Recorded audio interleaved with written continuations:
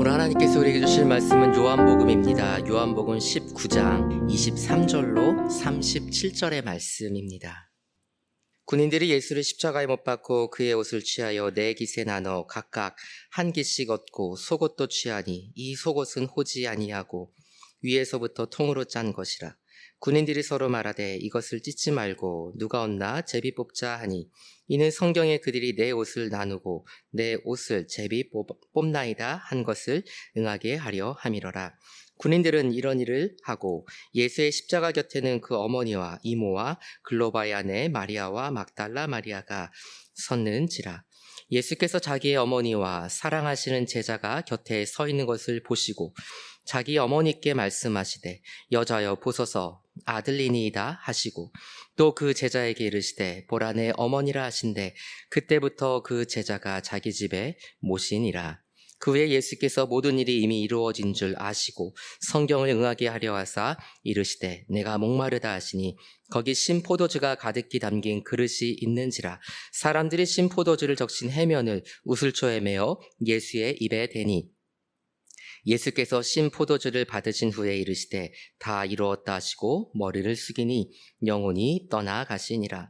이날은 준비일이라. 유대인들은 그 안식일이 큰 날이므로 그 안식일의 시체들을 십자가에 두지 아니하려 하여 빌라도에게 그들의 다리를 꺾어 시체를 치워달라 하니 군인들이 가서 예수와 함께 못 박힌 첫째 사람과 또 그 다른 사람의 다리를 꺾고 예수께 이르러서는 이미 죽으신 것을 보고 다리를 꺾지 아니하고 그중 한 군인이 창으로 옆구리를 찌르니 곧 피와 물이 나오더라.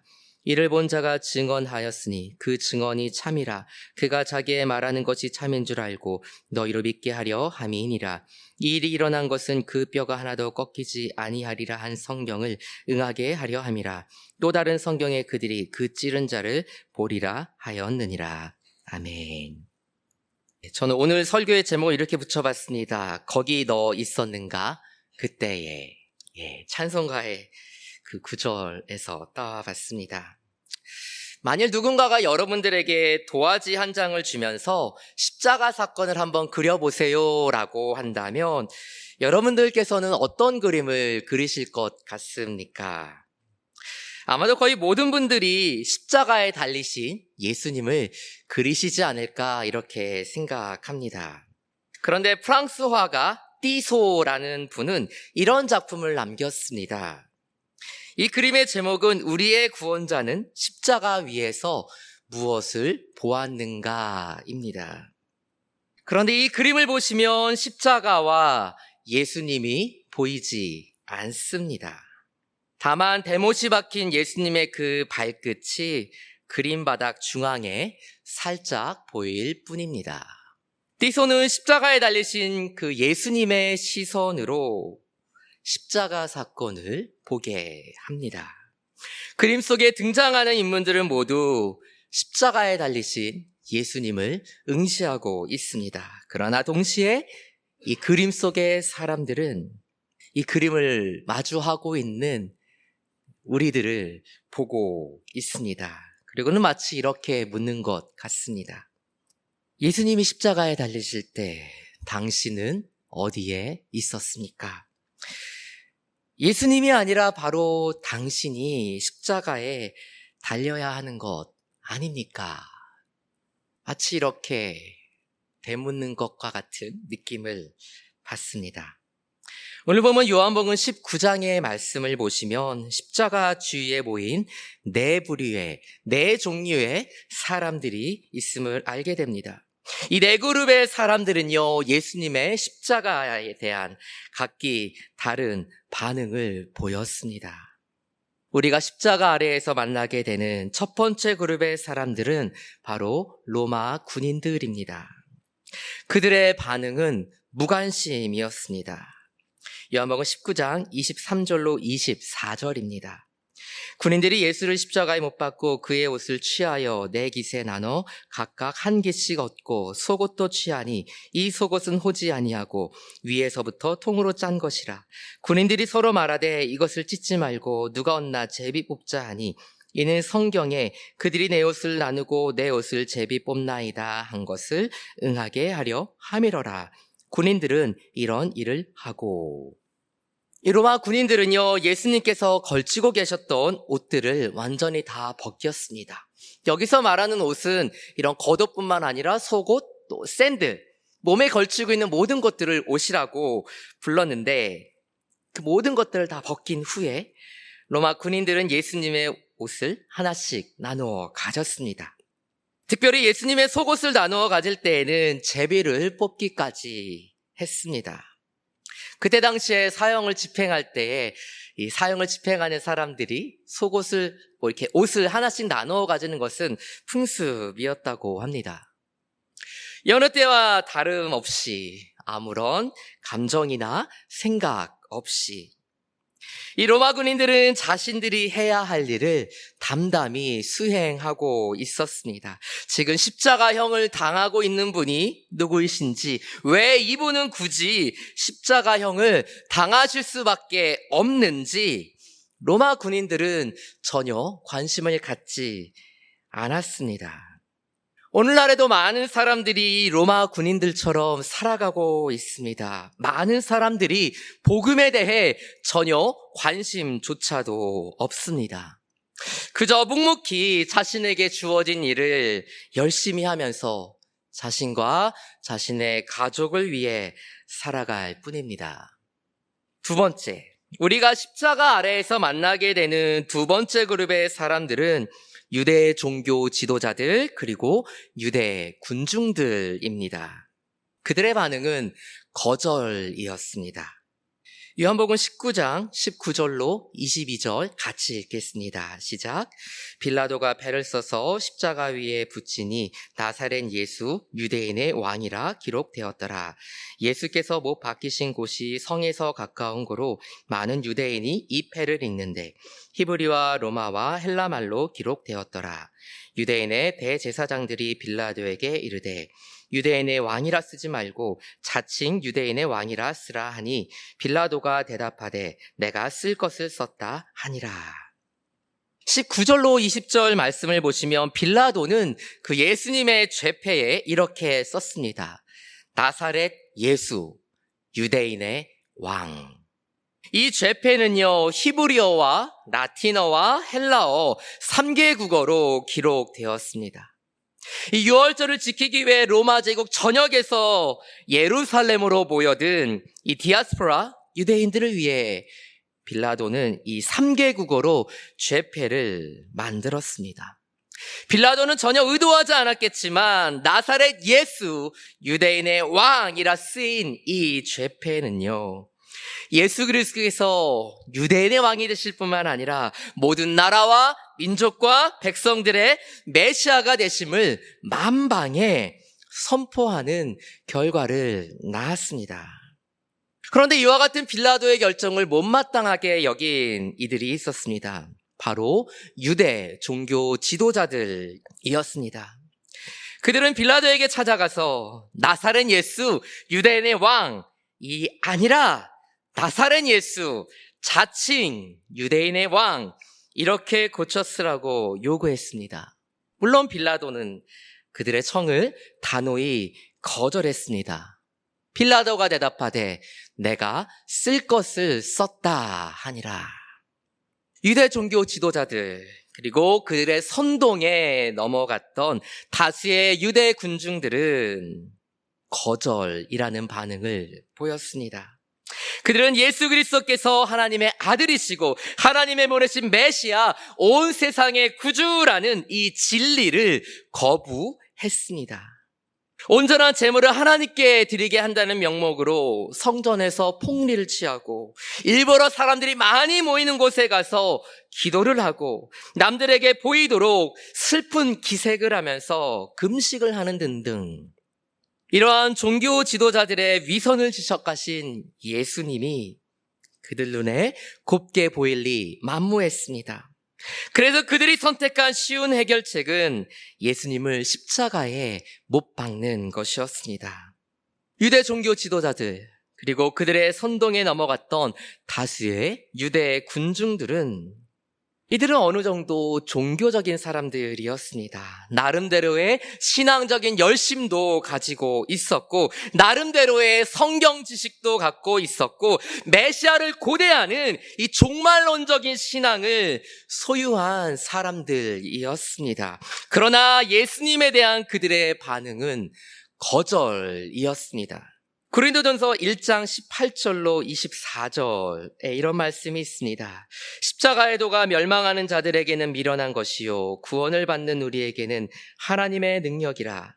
유대인은 표적을 구하고 헬라인은 지혜를 찾으나 우리는 십자가에 못 박힌 그리스도를 전하니 유대인에게는 거리끼는 것이요 이방인에게는 미련한 것이로되 오직 부르심을 받은 자들에게는 유대인이나 헬라인이나 그리스도는 하나님의 능력이요 하나님의 지혜니라. 나는 좀 더 편한 삶, 그리고 내가 원하는 삶을 살고 싶은데 자꾸 십자가가 걸림이 되십니까? 이 험한 세상에서 어떻게 해서든 살아남으려고 하다 보니까 십자가의 길보다는 다른 길이 더 지혜롭다고 여겨지십니까? 어쩔 도리가 없다고, 남들 다 그렇게 사는데 이 세상의 구조가 그런데 어쩔 수 없잖아요, 주님. 이렇게 스스로 자기 합리화를 하면서 십자가의 도를 애써 외면하고 거절하는 우리는 다시 한번 주님을 십자가에 못 박고 있는지 모르겠습니다. 세 번째, 우리가 십자가 아래에서 만나게 되는 세 번째 그룹의 사람들은 여인들입니다. 그들의 반응은 슬픔입니다. 요한복음 19장 25절입니다. 예수의 십자가 곁에는 그 어머니와 이모와 글로바의 아내 마리아와 막달라 마리아가 섰는지라. 이 예수님의 십자가 사건은요, 사복음서에 모두 기록되어 있습니다. 그러나 예수님의 이 마지막 순간을 지켰던 여인들의 수, 그리고 그들의 이름은 조금씩 다르게 기록되어 있습니다. 오늘 보면 요한복음에는요, 예수님의 모친, 예수님의 이모, 글로바의 아내이자 야고보의 모친, 그리고 막달라 마리아, 이렇게 4명의 여인이 등장합니다. 그런데 이 4명 여인들의 이름은 모두 마리아였습니다. 이 마리아란 이름은 헬라식 이름인데요, 히브리어로는 미리암, 아람어로는 마리암 이렇게 됩니다. 이 마리아라는 이름은요, 괴롭다, 쓰다라는 뜻의 히브리어 마라에서 유래되었습니다. 우리가 출애굽기에서 보는 그 마라있음을 할 때 그 마라가 바로 이 마리아라는 이름의 어원입니다. 예수님께서는 이 하고 많은 이름들 중에 하필이면 마리아, 이 괴로움이라는 이름을 가진 여인을 통해 이 세상에 오셨습니다. 심지어 예수님의 그 십자가에까지 따라온 여인들 역시 4명의 마리아였습니다. 이 4명의 마리아는요, 서로 각기 다른 모습으로 쓰디쓴 인생을 살아가고 있었습니다. 우리가 아무리 예수님을 잘 섬기고 따른다 해도 슬픔과 고통이 우리를 비껴가지 않습니다. 그렇게 살아가며 믿었던 주님이 운명하셨을 때 이 여인들은 절망했습니다. 사랑하는 성도 여러분, 우리 그리스도인들도 어쩔 수 없는 그냥 사람입니다. 하나님을 향해 속상한 마음이 있으시다면 하나님께 마음을 쏟아 놓으셔도 괜찮습니다. 수많은 시편을 남긴 다윗은요, 하나님께 온갖 속상한 마음을 다 털어놓았던, 요즘 젊은 사람들이 하는 말로 프로 불평러였습니다. 심지어 850명의 바알과 아세라 선지자들과 싸워 이긴 엘리야는요, 하나님 이제 제 목숨 좀 거두어 주세요, 이렇게까지 말하기도 했었습니다. 마음이 무너지도록 너무 아픈데 그냥 무조건 참으면 병이 됩니다. 그러나 중요한 단서가 하나 있습니다. 우리 믿는 사람들은요, 예수님의 십자가 아래에서 슬퍼해야 합니다. 왜냐하면 우리가 그렇게 할 때 하나님께서는 부활의 기쁨으로 우리를 충만하게 하시고 우리를 회복시켜 주시기 때문입니다. 마가복음 16장 9절입니다. 예수께서 안식 후 첫날 이른 아침에 살아나신 후 전에 7 귀신을 쫓아내어 주신 막달라 마리아에게 먼저 보이시니.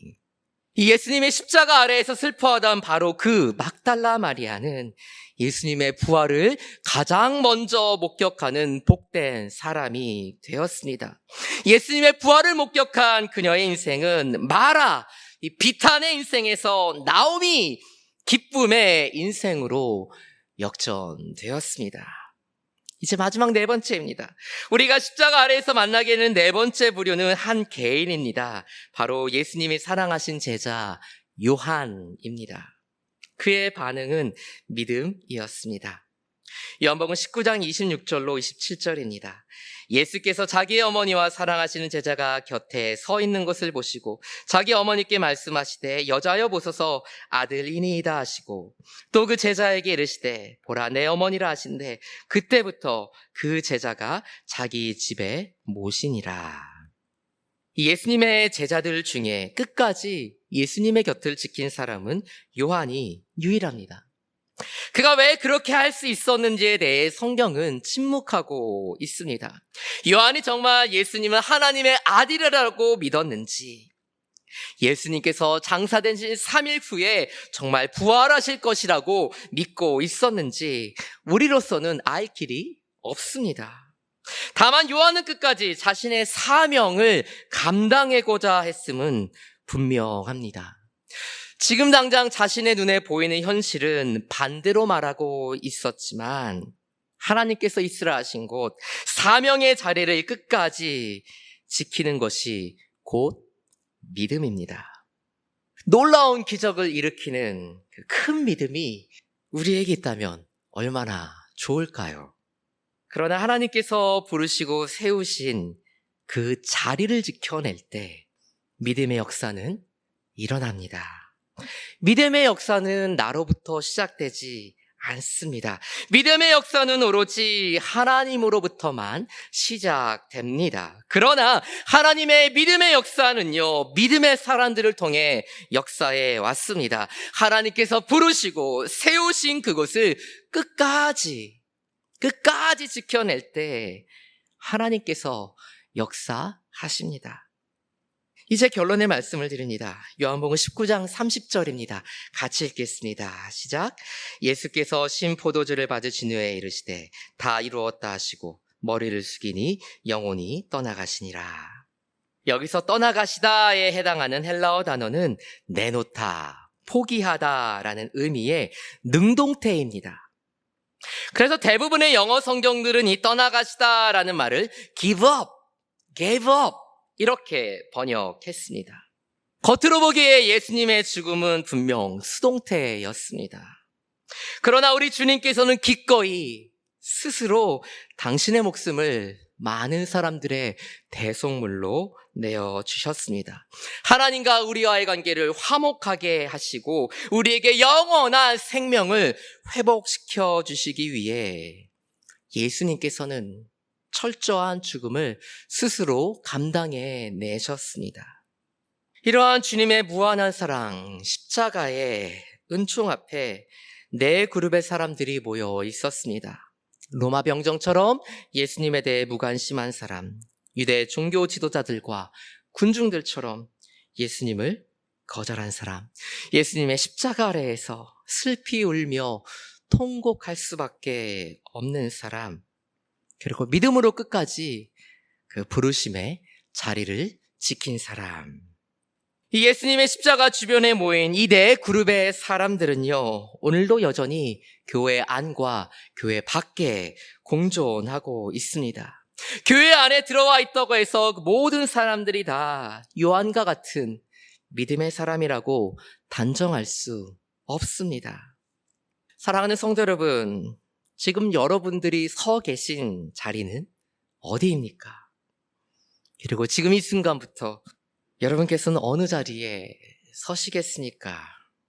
십자가의 그 그늘 아래 우리의 참된 소망이 있습니다. 십자가의 그 그늘 아래 우리의 참된 기쁨이 있습니다. 그리고 십자가의 그 그늘 아래 우리의 참된 소명이 있습니다. 기도하겠습니다. 참 좋으신 하나님 고맙습니다.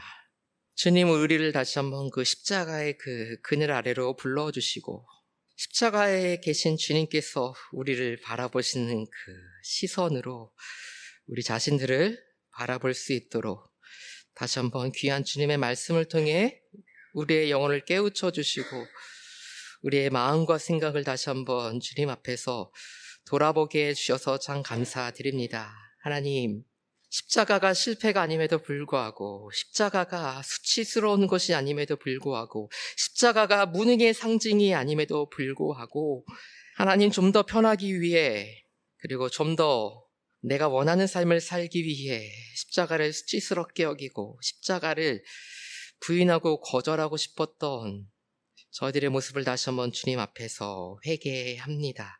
십자가 그 그늘아래 우리의 참된 소망과 참된 기쁨이 있고 십자가에서 보이신 그 사랑 때문에 우리가 살아내야 할 참된 소명이 있음에도 불구하고 하나님 그 자리를 지키기 원하지 않고 떠났던 우리의 모습은 없는지 다시 한번 주님 앞에 우리의 죄악된 잘못된 부끄러운 모습들을 고백합니다. 하나님, 오늘 성금요일을 저희가 지내면서 반드시 우리가 있어야 할 곳, 반드시 우리의 시선을 고정해야 할 곳이 어디인지 우리로 하여금 다시 한번 새롭게 깨닫게 하여 주시고 그 십자가의 그늘 아래로 나와 주님께만 참된 소망이 있음을 고백하며 주님 안에만 참된 기쁨이 있음을 확신하는 가운데 십자가에서 보이신 그 우리의 소명을 감당하기로 결단하는 귀한 하루가 될 수 있도록 은총 내려주시기를 원합니다.